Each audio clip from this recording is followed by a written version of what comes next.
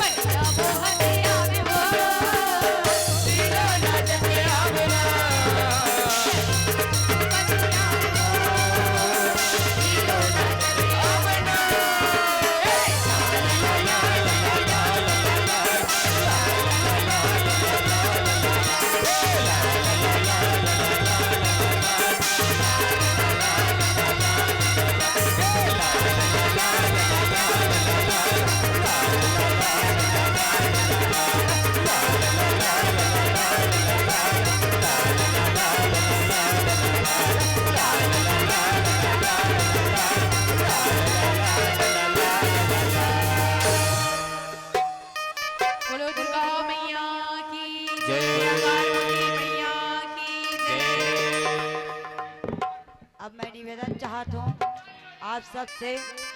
बस अब छुट्टी दो तैसे लागत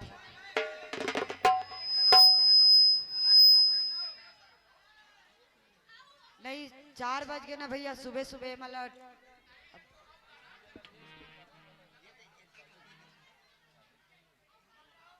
रास्ता भी तय करना है और सुबह मतलब ड्यूटी भी जाना है नहीं नहीं और प्लस गाड़ी के भी हमारे ऊपर है हो जाही आयोजक समिति की ओर से 100 रुपया अर्पण है हम बोला निक लागे के फरमाइश से यही अंतिम भजन रही मैं बता दें भैया